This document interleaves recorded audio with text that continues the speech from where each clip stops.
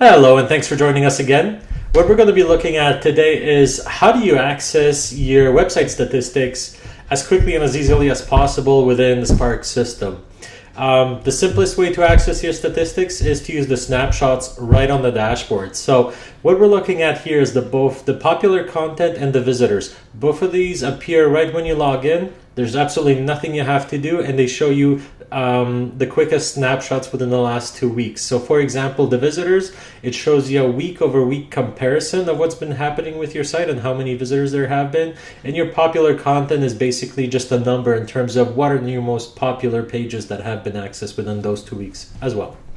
There's nothing, as I mentioned, there's nothing you need to do. You can consume this data as is, or if you want a little bit more detail, you can then access the usage statistics / history tab.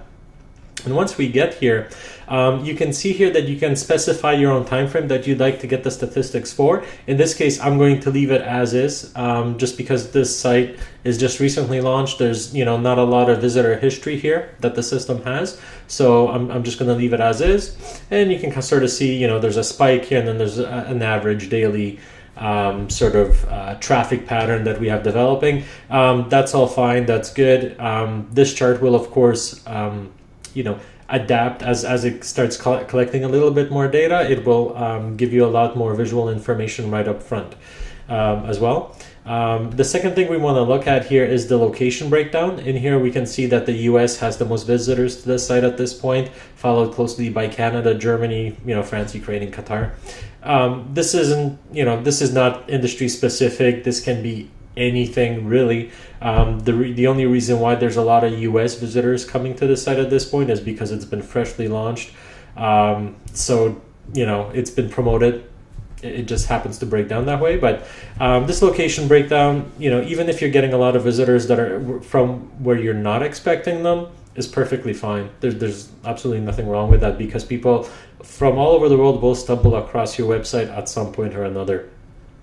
If we click on the country, basically what we can see is also a breakdown of the countries, a full list of the countries, along with a few more metrics, such as the average time on site, the average time on page, the average pages per visit, and the number of visitors from that country. So in here you can see that there's quite a list here within this time frame that we have specified. So if you do need that geographical breakdown, you can definitely come in here and sort of see. We will try to dig down as far as we can with the data that is provided to us. So, ideally we can dig a little bit deeper than just the country. However, at this time, this is all we can report reliably.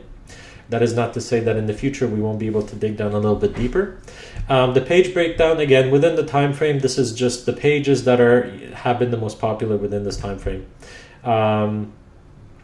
And what we have on the right-hand side is the statistics. This is summarized data. So for example, here we can see that you've had, there's been a total of X amount of total visitors. There's an average pages per visit, the average time on a page, and the average time on site. These averages can sometimes, they will change. They will change by season. They will change by, if you're hosting a conference or something else.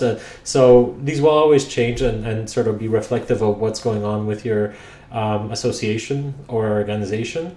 And from what I can see in here, this is perfectly perfectly aligned with the association industry, because we are looking at stats of an association. So I'm perfectly fine with what I'm seeing in here.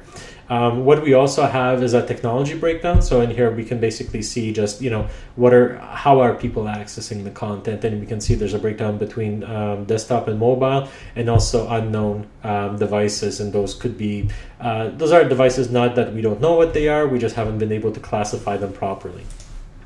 What we also see is the visitor history, and within the visitor history, we do get a breakdown of who logged in, where were they, what platform were they using, what browser were they using, and what is the version that they were using when they accessed the site.